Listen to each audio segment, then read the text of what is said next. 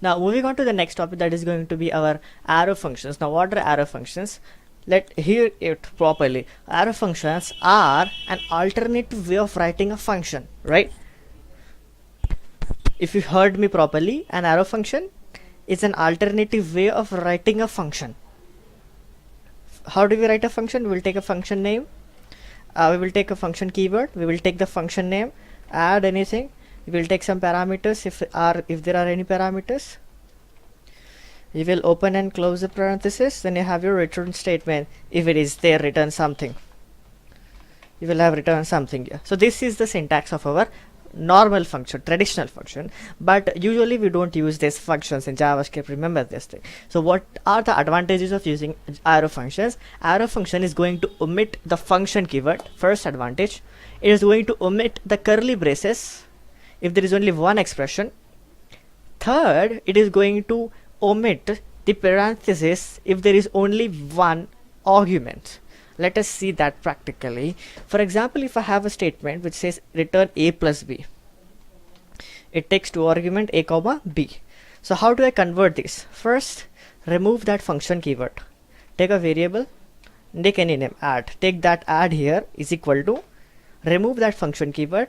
Now what you're gonna do is, you're going to take, how many parameters are there? 2 parameters. For 2 parameters you have to take the parenthesis. For no parameters you have to take the parenthesis. For single parameters you need not to take that parenthesis. So for now I will take the parenthesis.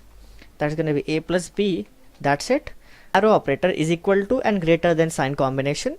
Then your return statement, a plus b. So this is your arrow function. See, you can see how simplified it became now. Very, very simple it became now. Okay, so I'll just comment this thing. I'll comment on a traditional function. This is our arrow function. What I'll do, I'll give add 1 comma 2 console dot log of. So I should get 3 without any errors. Okay, save the function, refresh the page, you got 3 here. So that was all about arrow function. Let me show you how we will work with null parameters. For null parameters, just don't give anything. You will not have anything here.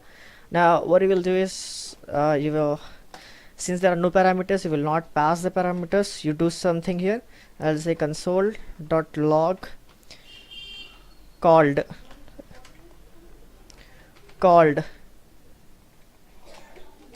So let me call this function now. Just add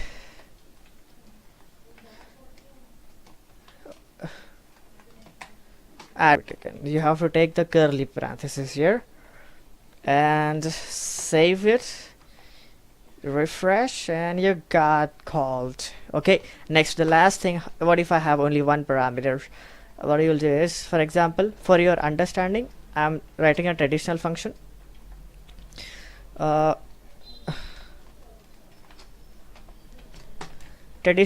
And I'm gonna just give one parameter here, a. I'll return a by 2. Okay, this is a traditional function. Now take var function name is equal to parameter name, arrow function, curly braces, a by 2 return statement. Understood now? A add function with 10. So I'm expecting the answer 5 here. Console dot log of a by 2. Now that's what I'm gonna do here. Refresh, and you got 5 here. Now the next topic is going to be your destructuring assignments. So what we will do here, now we have seen certain topics. Now we have seen how to create a function, how to pass parameters to a function, how to take return values from a function, and we have seen also how to refer to a function. Okay, so we have seen those things. Now what we're gonna do is, we will try to pass, instead of variables, we'll try to pass an object to the function. So what is an object? I've already discussed that in my first video. You can go in the description and watch that video. Till this duration I have spoken about the objects. Now what we will do is, we will create an object and we will pass the values of object to a function. Of the object, and of the object, and it will do the work that we are going to tell it to do. For example, I'll create a I will create an object of student is equal to student will have his name. I'll take some name as John, comma. I'll take age maybe 21.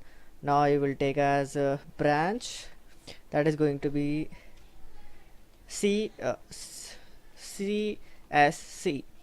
So I'll put a semicolon here. So I have created an object. So how do I access that? How I'm gonna access this student.age. This was the thing we have seen in the first video of ours. Now what I'm gonna do is I will create a function. I will create a function that will print object. Now you have to be careful here. Within the parentheses, you have to take curly braces with the names of the attributes of your objects. For now, I'll take name, comma age, comma branch. So that's how you're gonna do with the syntax here. Now let us move here into the function. What we will do here, we will just print saying your name is this, your name is this, age is this, and like that. Console dot log your name is plus name. Next I'll copy this console, paste. So your age is age and your branch is branch. So we have created a function that will take an object as its parameter. So let us call the function. That's where the function is going to work now. Name of the function, print obj. Then I will take the name of the object, that is then I will take the name of the object, that is student. Okay, so what it is gonna do, if I run this script file, we will see on the console your name is John, age is 21, branch is CSC. Let me save this file and open the HTML file result. Now here you cannot say anything. What if I go in the console here?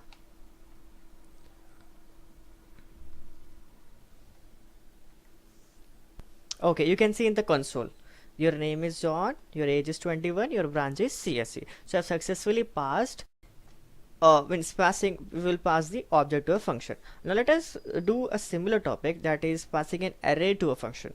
So if you don't know what is an array, it is just a collection of elements, similar data types. The main difference is the data type in the array should be similar. You cannot take 1, 2 and some name string. Everything should be a number. If you want number array, if you want some names, everything should be a string. For example, I'm creating an array of num that is going to have some 1, 2, 3 numbers. Next I'll create a function that will print num.